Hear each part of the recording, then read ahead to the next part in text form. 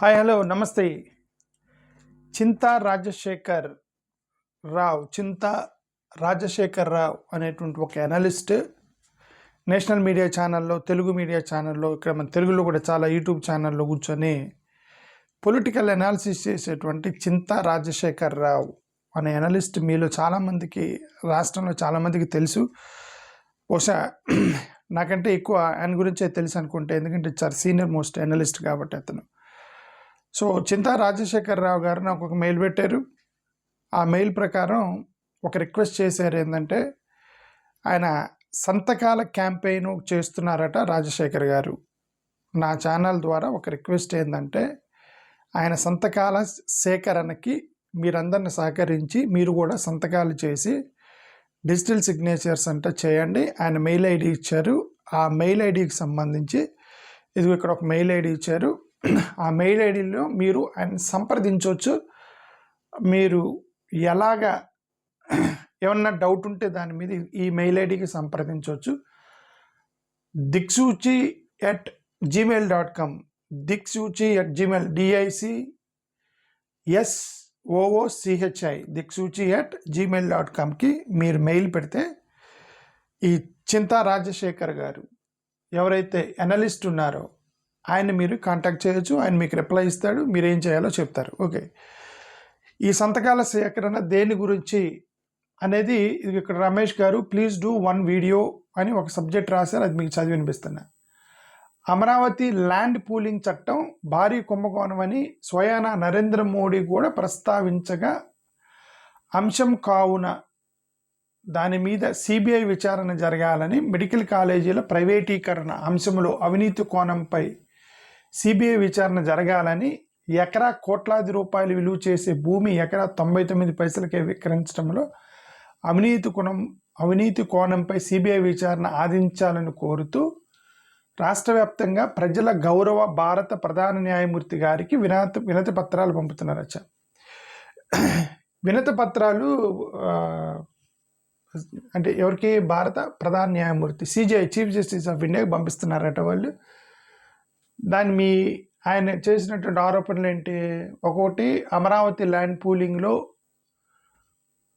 కుంభకోణం జరిగి ఉండొచ్చు అనేది ఆయన అనుమానం అనుకుంటే సిబిఐ విచారణ జరపాలని, మెడికల్ కాలేజీలో కూడా ఏదో స్కామ్ జరిగే అవకాశం ఉందని తను అనుమానిస్తున్నాడు, దాని మీద ఎంక్వైరీ చేయమని, కోట్లాది రూపాయలు విలువ చేసే భూమిని 99 పైసలకే ఇచ్చారని, దాంట్లో కూడా అవినీతి కోణం ఉండే అవకాశం ఉంది అనేది తన యొక్క అనుమానం. దాంతో ఆయన తను ఒక ఉద్యమం లాంటిది చేపట్టినట్టున్నాడు, సంతకాల ఉద్యమం.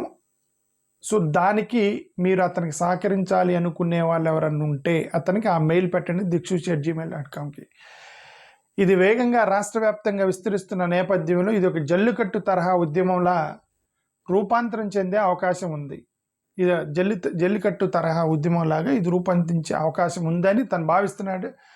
అంటే ఎవరెవరితో మాట్లాడుతున్నారు, ఎవరెవరు సపోర్ట్ చేస్తున్నారని he knows better than me. I'm just reading his mail. Okay, అందుకే అది మెయిల్ ఐడి ఇస్తున్నాను. దాన్ని బట్టి మీరు అతను కాంటాక్ట్ చేయండి. బాధ్యత గల ప్రతి పౌరుడు, ముఖ్యంగా యువత, సాఫ్ట్వేర్ రంగం, మహిళలు, రైతులు ఆసక్తితో ఈ కార్యాచరణలో ఆల్రెడీ పాల్గొన్నారు. ఓకే, రాష్ట్ర ఖజానా పరిరక్షణ కోసం, ప్రభుత్వ మెడికల్ కాలేజీల ప్రైవేటీకరణ నిలుపుదల కోసం ప్రజలందరూ ఈ సుప్రీంకోర్టుకి వినతి పత్రాలు రాసే కార్యక్రమంలో భాగస్వామ్యం అవ్వాలని విజ్ఞప్తి చేస్తున్నా అనేది చింతా రాజశేఖర్ రావు గారు చేసినటువంటి మెయిల్.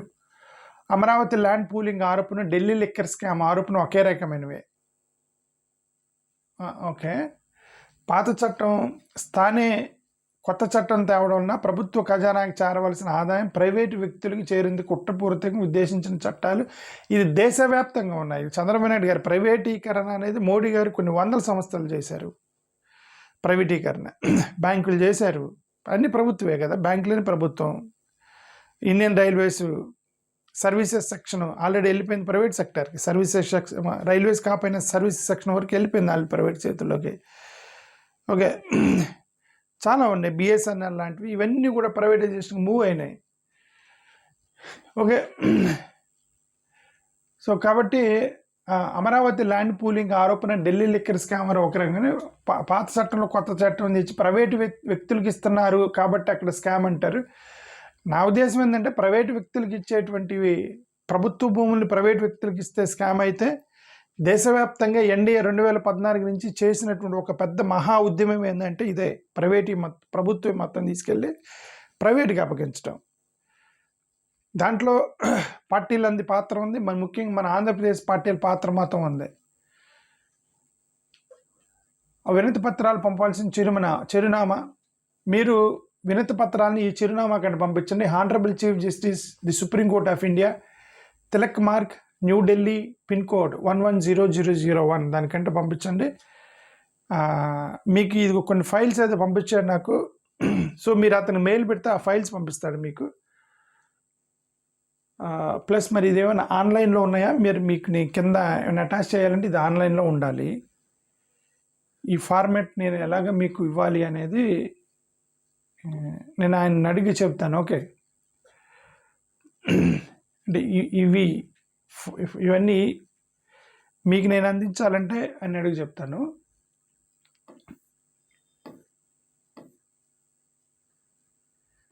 ఇది ఇంకోటి ఏమైనా ఉందా? ఇది ఒకటే మెయిల్.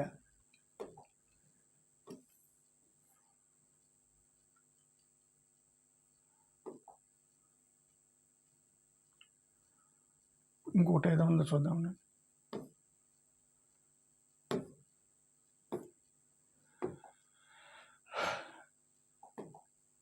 సరే, ఆయన నాకు మెయిల్ పంపించారు. మోడీ గారు, చంద్రబాబు నాయుడు గారు ఏమంటారు, చంద్రబాబు నాయుడు గారు అమరావతిలో అవినీతి జరుగుతుందని ప్రైవేట్లకు ఇస్తున్నారని చెప్పి మోడీ గారే అన్నారు అని రిఫరెన్స్ ఇవ్వడానికి ట్రై చేశారు ఆయన. నేనేమంటానంటే, ప్రైవేటైజేషన్ చేసిందే మోడీ గారు. మోడీ గారు ఇచ్చిన స్టేట్మెంట్ని బట్టి చంద్రబాబు నాయుడు గారిని మనం ఆయన్ని ఆ రిఫరెన్స్ పట్టుకొని చంద్రబాబు నాయుడు గారిని ఆరోపణ చేసేటువంటి ఆ రిఫరెన్స్ కరెక్ట్ కాదంటున్నా. ఓకే, ప్రైవేటైజేషన్ వ్యతిరేకించే వాళ్ళు ఎవరన్నా ఆరోపణలు చేస్తే, ఇదిగో సోమండి వ్యక్తి ఆరోపణలు చేశారని, మోడీ గారే ప్రైవేటైజేషన్ చేస్తారు, చాలా చేశారు, చంద్రబాబు నాయుడు గారు ప్రైవేటీకరణ చేస్తున్నారని మోడీ గారు రిఫరెన్స్ తీసుకొని ఆయన అంటాం కరెక్ట్ కాదని నా ఉద్దేశం. అది ఎనివే, మీరు అది నేను ఇప్పుడు మీకు చెప్పినట్టుగా మీరు ప్లీజ్ dikshuchi@gmail.comకి రాజశేఖర్ రావు గారికి మీరు ఒకసారి మెయిల్ పెట్టండి. ఆయన కోఆపరేట్ చేయండి. ఆయన ఏదో సంబంధించినటువంటి ఉద్యమం మొత్తం చేస్తున్నారు. So he seeking for your help and need. Thank you. నమస్కారం.